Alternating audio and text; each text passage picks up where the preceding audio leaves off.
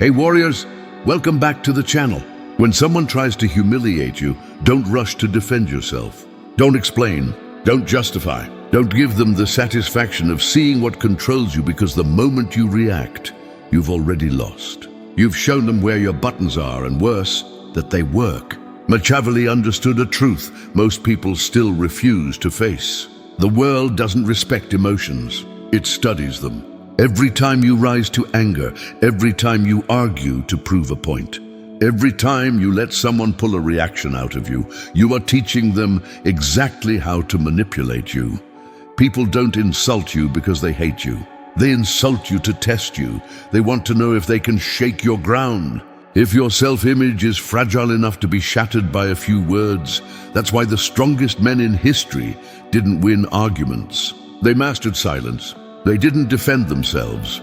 They let others expose their own weakness through overexposure. Because here's the dark truth. The one who reacts reveals. The one who stays calm controls. An insult isn't just an attack. It's an invitation. It's the world asking you, do you know who you are? Or do you need me to remind you? And the moment you answer emotionally, you've already surrendered your power. You've let someone else define your worth. But the one who can stand still, who can let the chaos unfold around him without losing his center, becomes terrifying. Not because he's aggressive, but because he's unreadable. Because nothing exposes people faster than their reaction to your silence. So next time someone tries to insult you, don't give them your energy. Let them speak. Let their noise echo in their own insecurity. Because the truth is only unstable. People need to prove they're unshaken. The truly strong don't flinch. They simply watch. Machiavelli once said, "He who controls others may be powerful, but he who has mastered himself is mightier still." Now, I want you to drop this affirmation in the comments. My silence is my power. Number 1, the psychology behind insults. Every insult carries a hidden intention. It's not about the words, it's about control. People use insults like probes, pressing into your mind to see what makes you twitch when someone mocks you, criticizes your appearance, questions your worth, or sneers at your choices. They're not communicating. They're conducting an emotional experiment. They want to see your temperature rise. They want to discover what emotions dominate your system. Insults are not accidents of speech. They're carefully placed triggers designed to expose weakness. In truth, an insult says far more about the speaker than the target. Yet most people never see it that way. They take it personally, feed into it, and unknowingly hand over their emotional data to the person who insulted them. This is why Machiavelli warned rulers and men of power to remain unreadable, because predictability is the death of dominance. When someone insults you, they are not really attacking you. They are trying to measure you. They are asking what breaks you, what hurts you, what truth do you fear others will see. The more you respond, the more information you give them. They now know which weapon to use next time. And so, what began as a small emotional test turns into a system of control that repeats until you lose the ability to remain grounded. People who understand this psychology can reverse the game entirely. Instead of being tested, they become the observer. They watch calmly as others expose their own inner instability. Because here's what happens. When someone insults you and you stay silent, they start to feel lost. Their experiment fails. Their need for control collapses. The silence burns them more than any comeback ever could. They begin to wonder what kind of mind doesn't react to ridicule. That's when power quietly shifts. Machiavelli once said, "Men are so simple and so much creatures of circumstance that the deceiver will always find someone ready to be deceived." What he meant was that emotion makes people predictable, and predictability makes them easy to manipulate. The one who can't control their anger, their pride, or their need to be liked will always dance to someone else's tune. But the one who studies before reacting, who pauses long enough to read intention instead of words, becomes impossible to manipulate. So next time someone throws verbal poison at you, don't absorb it. Analyze it, don't respond, record. Because in every insult there's a piece of truth about the one who delivered it. their insecurity, their envy, their desperation for relevance. Remember this, insults are psychological mirrors. They reflect the instability of the one throwing them. When you understand that, no word can wound you anymore. You don't just hear their insult, you decode it. And once you can decode people, you control the interaction. That is the real power behind emotional intelligence. Not softness, but strategic awareness. I want you to drop this affirmation in the comments. I see through the noise. Number 2, the Machiavellian principle, control the frame. Power isn't always about dominance. Often it's about control over the frame. The invisible space where meaning is decided. Most people lose power not because they are weak, but because they accept someone else's frame of reality. When a person insults you, they are inviting you into their frame, one built on provocation, emotion, and chaos. The moment you react, you step into their arena and play by their rules. But Machiavelli understood that the one who defines the frame defines the outcome. He wrote that perception is stronger than truth because people live by appearances, not reality. So the wise don't fight inside someone else's perception. They reshape it from the outside. When you stay calm under insult, you instantly shift the frame. You make the aggressor look desperate while you appear composed. The focus moves from the words they used to the contrast between your stillness and their instability.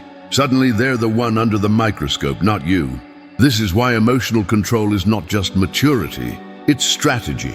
Every time you choose not to engage in a battle of egos, you silently redefine the hierarchy. You move from being a participant to being the observer, and the observer always has the upper hand. The person who reacts loses status. The one who stays centered gains gravity.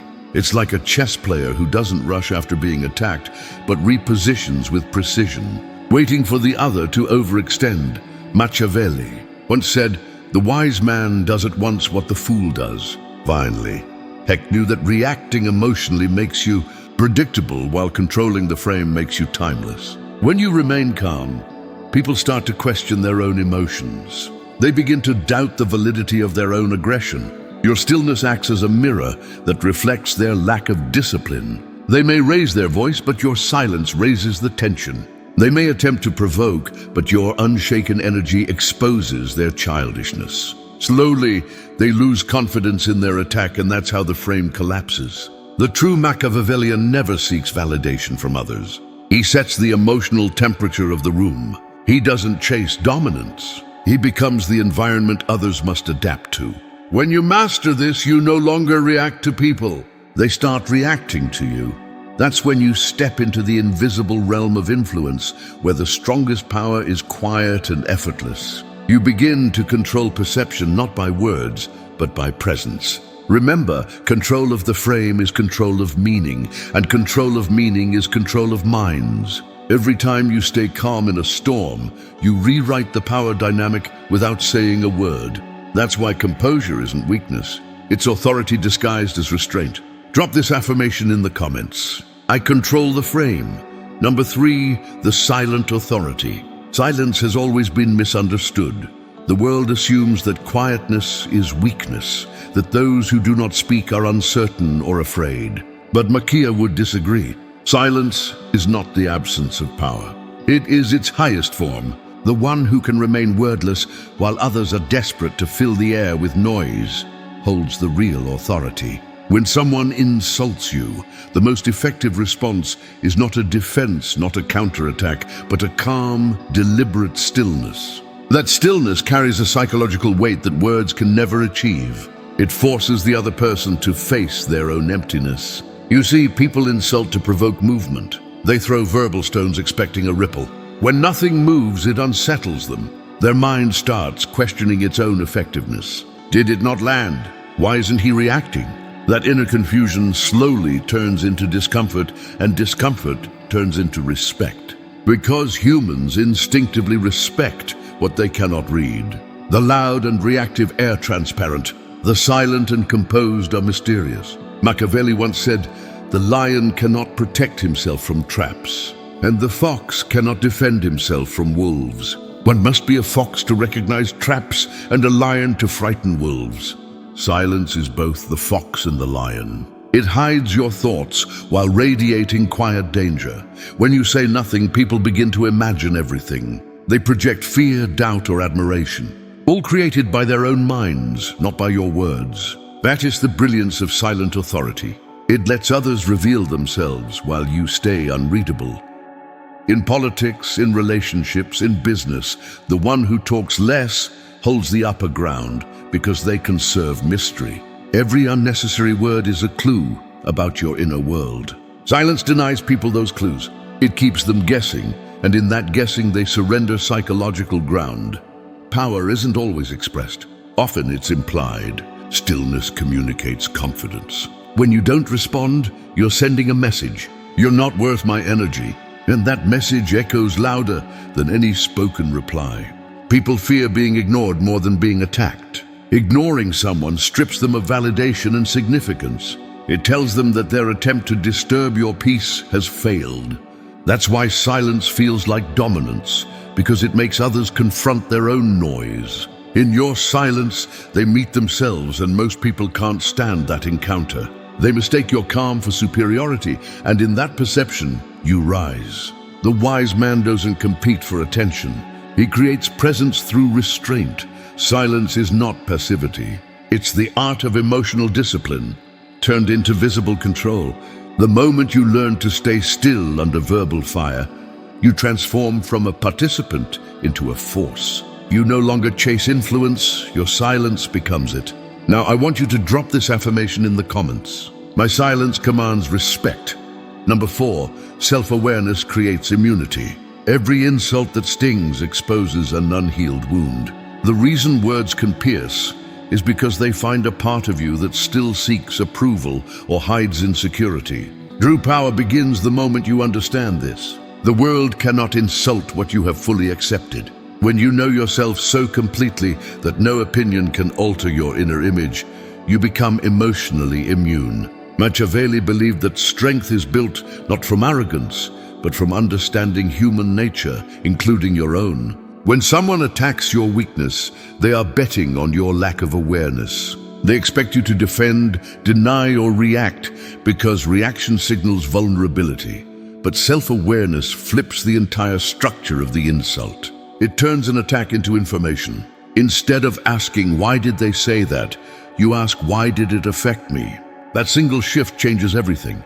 It transforms you from a puppet of emotion into a master of perception. When you take ownership of your flaws, you rob others of the power to use them. Imagine someone calls you arrogant. If you know that confidence is often mistaken for arrogance, their words no longer touch you. You see through the lens of understanding rather than ego. Every insult then becomes a mirror, showing you where you still depend on others for validation. Once you confront that dependence, it dissolves. Machiavelli once said, "It is not titles that honor men, but men who honor titles." His words remind us that value is not given, it's created internally. When you define your worth from within, no external comment can reduce it. The person who insults you is only describing their own limitations, not your reality. Self-awareness makes you untouchable because it transforms perception into armor. You begin to observe your emotions instead of being driven by them. You recognize the rise of anger, but choose calm. You feel the sting of disrespect, but don't feed it. You no longer need to prove anything. That composure terrifies people who live off emotional chaos. They expect you to break. Instead, you reflect. That's when they realize your silence isn't weakness. It's control. The secret to emotional immunity lies in the simple truth that you can't be hurt by what you've already accepted. When you make peace with your imperfections, criticism becomes background noise. It loses all emotional voltage. The words that once caused pain now sound hollow because you no longer hear them through insecurity. You hear them through awareness. You become unshakable, not by hiding your flaws, but by embracing them so fully that no one can weaponize them. That's when your presence changes. People feel it. They sense that their opinions no longer reach you, and that unsettles them. You've evolved beyond reaction into mastery. You've learned that power doesn't come from proving others wrong. It comes from knowing you were never defined by them. Drop this affirmation in the comments. I am untouchable. Number 5, learn from what they reveal. Every insult you receive is a confession in disguise. The words people use to try to cut you down often say more about their inner struggles than your actual character. A man consumed by envy will accuse others of arrogance. Someone drowning in insecurity will call others fake or overconfident. The truth is simple. People project what they cannot face within themselves. Machiavelli understood this human flaw well. He observed that the weak often disguise resentment as morality and jealousy as concern. When someone insults you, it's rarely about you. It's a reflection of their discomfort in your presence. Their reaction exposes what they lack. Instead of being offended, you should listen like a strategist gathering intelligence. Insults are information. They reveal how people perceive you, what threatens them, and where their own ego fractures. Each insult is a clue, a fragment of psychological data that can teach you how to navigate them. This is why emotionally intelligent individuals don't waste time retaliating. They extract meaning. Machiavelli once said, "The first method for estimating the intelligence of a ruler is to look at the men he has around him." In the same way, you can gauge the mental state of a person by how they speak about others. When someone throws verbal venom, it shows they are fighting a war inside themselves. Their hostility isn't a weapon of power. It's a symptom of pain. To see through this illusion is to step outside of their control. You begin to operate from awareness instead of emotion. Instead of reacting, you analyze. You see their need for validation, their hunger for significance, their subtle cry for attention. The wise do not take insults personally because they understand that every word carries the fingerprints of the speaker's psychology. By staying calm, you force them to keep revealing their tone, expression, and persistence become windows into their insecurity. The more they try to provoke, the more transparent they become. What began as their attempt to expose you ends with them exposing themselves. When you treat insults as lessons rather than attacks, you gain an edge that most people never develop: perspective. You learn how human ego operates under pressure. You start noticing patterns. Who insults out of envy? Who mocks from fear? Who belittles to mask shame? That knowledge becomes power, because it teaches you how to navigate people with precision instead of emotion. The greatest warriors never hate their enemies. They study them. They understand that awareness is a more effective weapon than anger. When you reach that level of clarity, insults lose their poison. You begin to see that the world is a mirror. What people say to you is what they struggle to accept in themselves. So when someone tries to degrade you, remember they're not showing you your weakness, they're confessing theirs. We want you to drop this affirmation in the comments. I learn from every insult. Number 6, the art of subtle replies. There will be moments when silence alone isn't enough. When you feel the urge to respond, not to defend, but to reclaim control with elegance. The key is subtlety. Machiavelli mastered the art of words that disarm without confrontation. He understood that the sharpest blades are those hidden beneath calm tones. Most insults lose their strength when met with composure. But a well-placed, emotionally neutral response can turn an attacker's energy back on themselves. When someone says, "You've changed," the insecure mind rushes to justify, while the powerful simply says, "That's what growth looks like." It's not defensive, it's final. It signals that your evolution doesn't require their approval. When they sneer, "You think you're better?" Your response, "I think differently," ends the exchange with quiet superiority. The point of a subtle reply is not to end the argument, it's to end it without losing dignity. Your tone must be steady, your words short, and your eyes unwavering. People who insult you expect emotional chaos. They prepare for confrontation, not composure. When your answer is measured and your demeanor still, it unbalances them. Their attempt to provoke turns inward and they begin questioning their own confidence. Machiavelli once said, Never was anything great achieved without danger. Speaking calmly in the face of disrespect is dangerous because it exposes how much control you truly have. Every word becomes an instrument of precision, not reaction. The less emotion you use, the more power your language holds. The subtle reply is not about clever comebacks or sarcasm. It's about creating psychological silence after you speak, a pause that lingers longer than their insult. A moment where they realize their attack accomplished nothing. That silence becomes your ally. It allows your presence to say the rest. When you respond with calm brevity, it shifts the atmosphere. People around notice who maintained grace and who lost it. Your words echo differently when they're rare and deliberate. It's not about humiliation. It's about maintaining control while appearing untouchable. Subtle replies require discipline. You must master tone, timing, and restraint.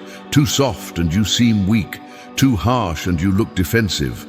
The balance lies in emotional neutrality, a delivery that feels effortless, like you're addressing something trivial, not personal, because in truth, it is trivial. No insult can touch a mind that sees beyond it. The power lies not in the words you choose, but in the energy behind them. Calm, detached, and final. The more you practice this, the more people realize that trying to provoke you is pointless. Your subtlety becomes your shield. You're not fighting, you're demonstrating mastery. The world will always test you, but your control over tone is what separates the powerful from the reactive. Precision in words reflects precision in mind. So remember, speak rarely, and when you do, make it surgical. Now I want you to drop this affirmation in the comments.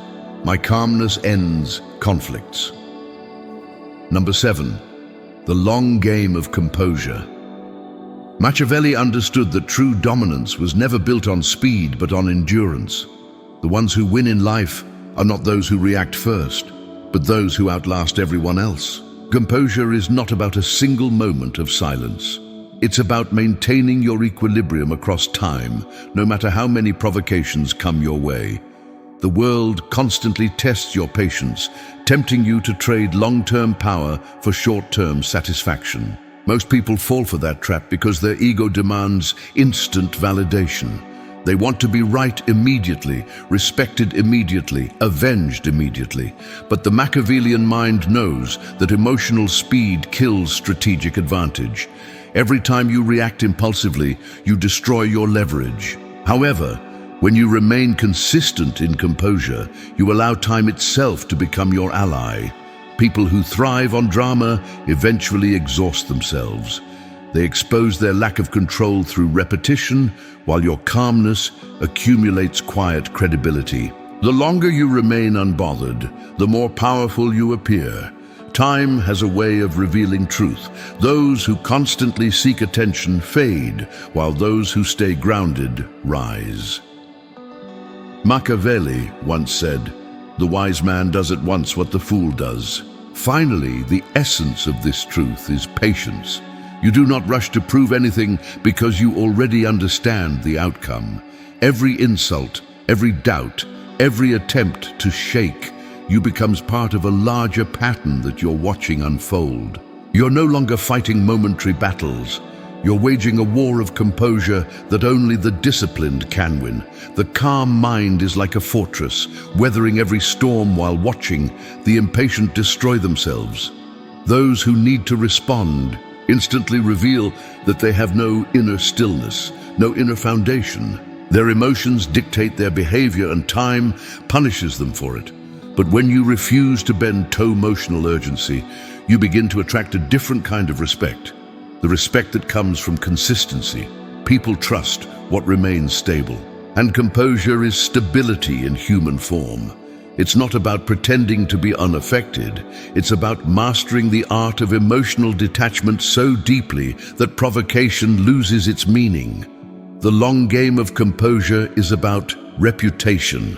Each time you stay calm, you build an image of authority. Over time, that image becomes identity.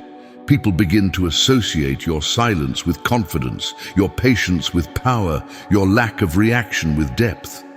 This is how leaders are quietly formed, not through loud victories, but through invisible discipline. Eventually, those who once mocked your restraint start to imitate it, realizing that control is a rarer and greater strength than aggression. Composure is magnetic because it represents self-mastery, and self-mastery is the foundation of every empire. Remember this: storms pass, but the mountain remains. If you can hold your center long enough, time will expose everyone who couldn't. That's how the composed always win, not through speed, but through survival. Drop this affirmation in the comments. My calm outlasts chaos. Number 8, the final power shift. There comes a point when you've trained your emotions so completely that insults no longer even register as threats. They simply pass through you, leaving no trace. That's when something profound begins to happen. The power dynamic reverses. The same people who once tried to provoke you now start to hesitate before speaking. They sense something they can't quite define.